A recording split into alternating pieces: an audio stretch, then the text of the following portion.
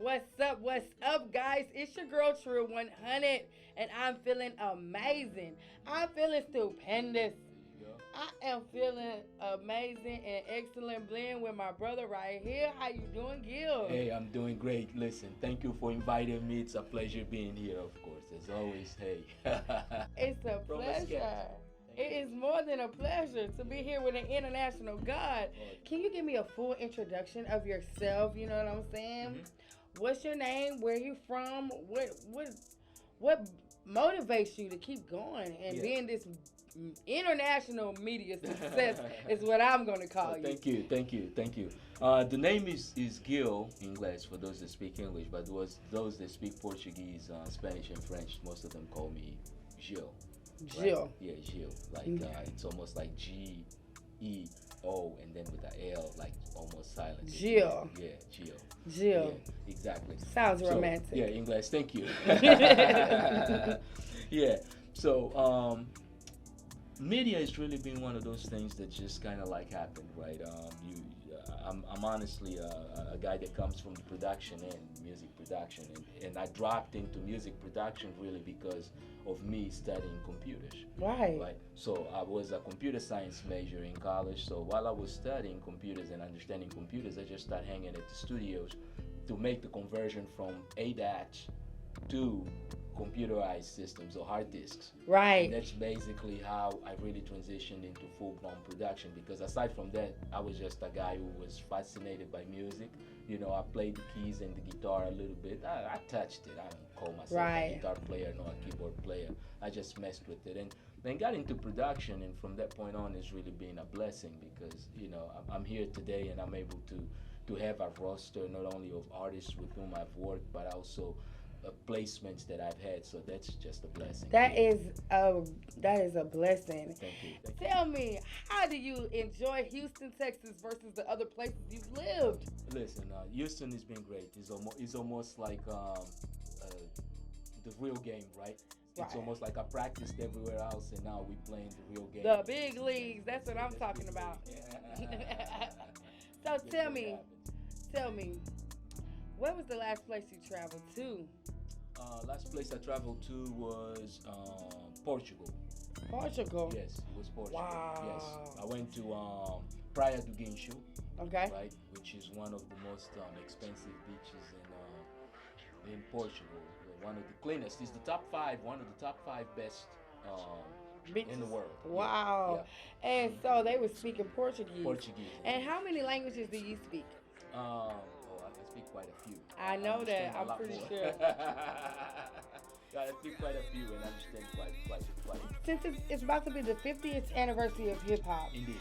And hip hop is in a kind of a dire state, or some say that it might be a dying sport. Would you agree with that, as far as hip hop at its 50th anniversary? No. From where it came from and evolved from? No, it's just grown. And I'm gonna give you something about hip hop. Hip hop music and go-go music, those were really the things that made America home for me. I was born in Angola. Right. So, as a guy born in Angola, Africa, Southern Africa, right, come to America, and you outside from home, you outside from your element. Right.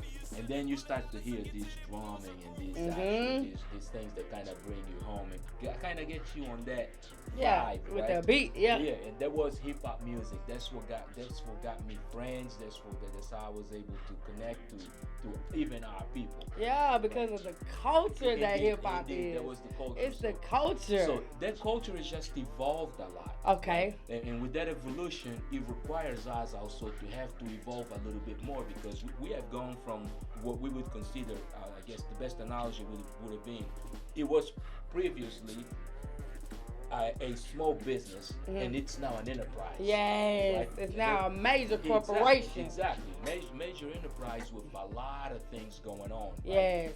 You no longer just need to be a guy from fashion. You don't need to just be a guy who does music. You don't just need to be a designer. You don't just need to be, you can be anything still within the hip hop culture. Yes. Right. And it's one of the industries that has created probably the most jobs and the most success in the last 10 to 20 years, right? Especially with millennials and the way that millennials are capitalizing on this industry.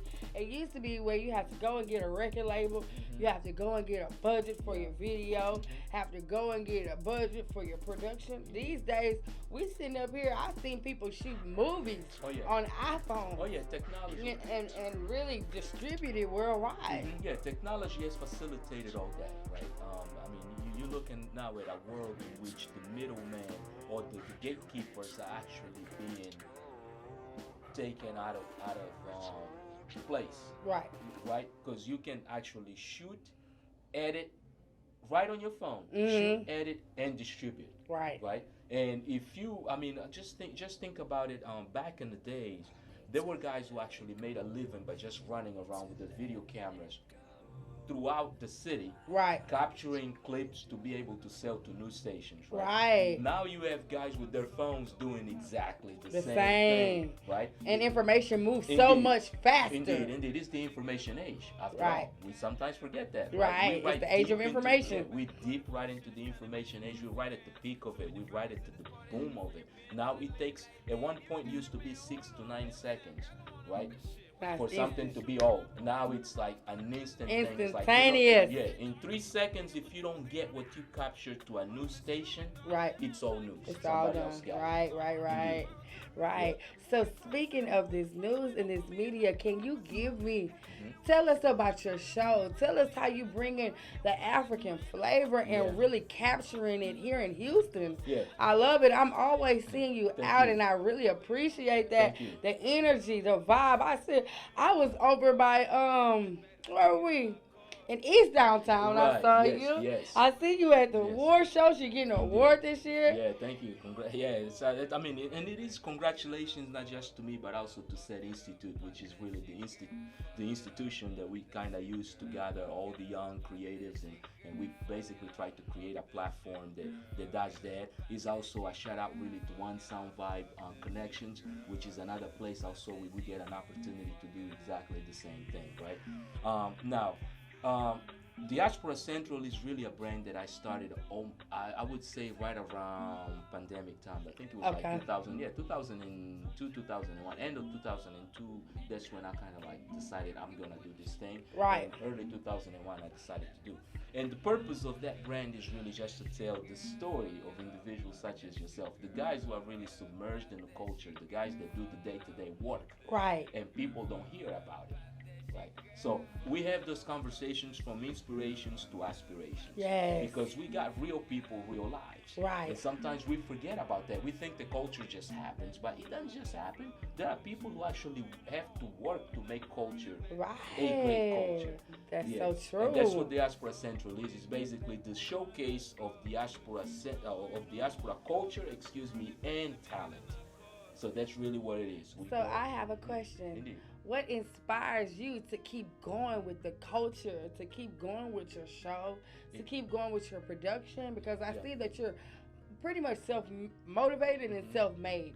What inspires you to be hired? I would say it's really, in all honesty, the thought and the goal is to ensure that we protect the legacy. Right. Not really my legacy, but the legacy of those that came before us, and that we prepare to protect the legacy of those coming after us. Right. Individuals like you motivate me because you guys are out there. I mean, you outside.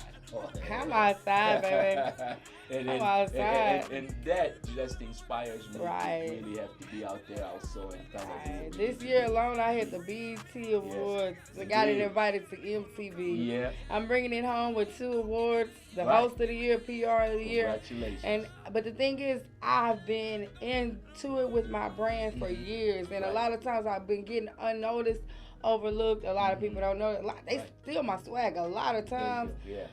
My lyrics, all that. But for now, right now, I'm in such a good space to just see some tangible results. Indeed. You know what I'm saying? And just to be surrounded by good people who's also on a mission to do something good. And that's really what it's about overall. It's about generational wealth and basically honoring our ancestors, like you said. Legacy. And one thing I believe is whenever we heal ourselves and whenever we whenever we evolve ourselves, we also evolve our timeline. Indeed. So think about it. Whenever you begin to do things that's out of your timeline, break those generational curses, it's also breaking that curse for your ancestor and also Sure. for your kids. You Oh, yeah. setting up your legacy Oh, yeah. by putting in that hard work, Oh, yeah. by building that framework and that pipeline, and that's what being outside and representing myself in a good light. That's what it means to me. Indeed. So, do you have children? Yes, I have one daughter. Yeah, I only have one child, so I have one daughter. She's now finishing her master's degree. Oh, girl. Yeah. Nolani, yeah. Shout out to Nolani. My daughter name is Alana. Alana. Uh-huh. Yeah. You have one daughter and One daughter, one son, Okay. Daniel and Alana. Daniel and Alana. And my daughter, Yeah. she's a mini me. Yeah. She is dramatic with the influence. She dance. She got There that you go. energy and that spunk. There you And I've go. been teaching her since day one how to be a media professional. There She you can go. get up there with the mic. Mhm. Hey, how you Do that. doing? What's There your you go. name? Introduce a Right. full-fledged interview. Hey, listen, she comes from the right source. Right. She definitely in the right place. Yeah, right space also. So, where do you see yourself and your brand within the next 5 to 10 years? Still pushing, still working as hard as we can, still trying to make a difference. Yeah, ensuring that we definitely showcasing and still promoting diaspora culture, diaspora talent, diaspora content. I mean, Diaspora it's about the culture. diaspora. It's about the Yes. diaspora. It's about the It diaspora. is. That's It what we is. do. Yeah, and because I mean, we by doing so, we also merge that gap between Right. the continent and the diaspora, right? Right. Right. Because at one point, if you think about it, just remember, like diaspora, people used to consider it just to be people that came from Africa post-slavery, Right. right? What happens to the ones that actually were born in this country Right. for like several years before? Right. Right? All of these guys are part of the same diaspora. Right. And if you look at it today, it's like as we even look at the diaspora, we're at the highest peak of our financial capacity.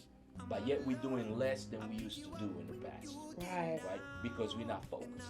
So we just gotta create programs, we gotta create a vision, we gotta really center ourselves back into a purpose of actually doing for self so that we can kind of raise ourselves off the mess that we find ourselves in right now and make it a lot better. One thing I'll say about the diaspora is we need solidarity amongst ourselves. Indeed.